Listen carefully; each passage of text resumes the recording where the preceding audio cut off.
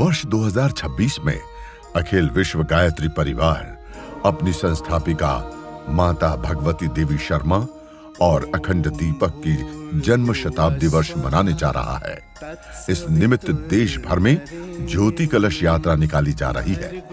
इस यात्रा की शुरुआत के अवसर पर लोकसभा के माननीय अध्यक्ष श्री ओम बिरला जी हरिद्वार स्थित देव संस्कृति विश्वविद्यालय व अखिल विश्व गायत्री परिवार के मुख्यालय गायत्री तीर्थ शांति कुंज पहुंचे। इस दौरान उन्होंने देव संस्कृति विश्वविद्यालय में स्थित एशिया के प्रथम बाल्टिक सेंटर का अवलोकन किया। इसके पश्चात श्री ओम बिरला जी ने देव संस्कृति विश्वविद्यालय में देश के नाम अपना सर्वस्व न्यौछावर करने वाले भारत के वीर सपूतों की याद में बनी शौर्य दीवार पर अपनी श्रद्धांजलि अर्पित की।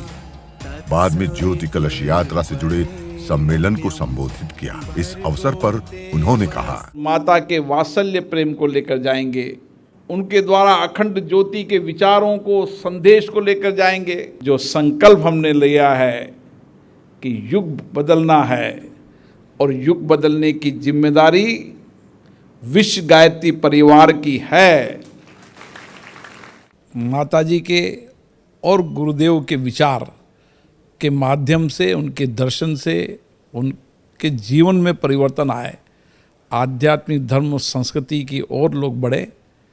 निश्चित रूप से मैं शांति कुंज परिवार और विशेष रूप से विश्व गायत्री परिवार को बहुत बहुत साधुवाद देता हूँ, धन्यवाद देता हूँ, जो पूरे देश के अंदर नहीं पूरे विश्व के अंदर भारतीय आध्यात्मिक धर्म और संस्कृति और गुरुदेव के विचारों को लेकर ये सब कार्य करता जा रहे हैं। माननीय युवा आइकॉन आदरणीय डॉक्टर चिन्मय पंड्या जी ने कहा, चलता वही है जिसके सर पर भगवान का हाथ होता है।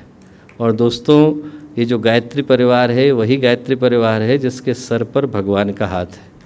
1938 में जब गुरुदेव ने पहली अखंड ज्योति लिखी और छापी, अखबार मिलता नहीं था, सेकेंड वर्ल्ड वॉर चल रही थी।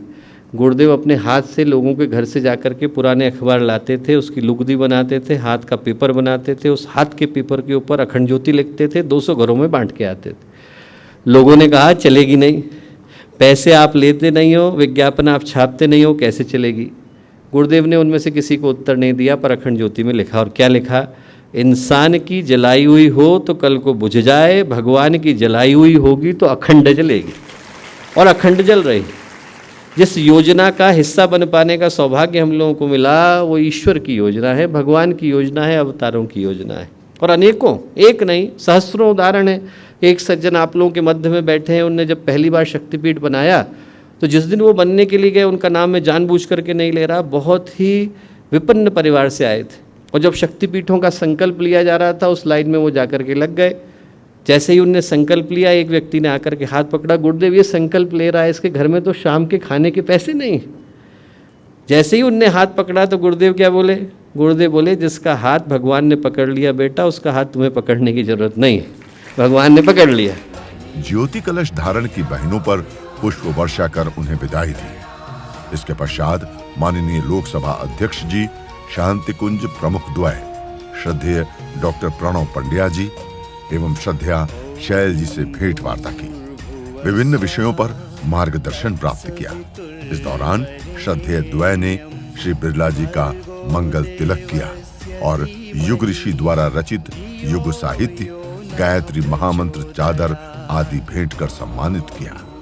फिर वे युग ऋषि द्वय की पावन समाधि स्थल गए और अपनी श्रद्धांजलि अर्पित कर राष्ट्र की उन्नति हेतु प्रार्थना की। हमारे YouTube चैनल शांति कुंज वीडियो गायत्री परिवार को सब्सक्राइब करें एवं बेल आइकन जरूर दबाएं ताकि गायत्री परिवार की विभिन्न गतिविधियों की जानकारी आपको मिलती रहे।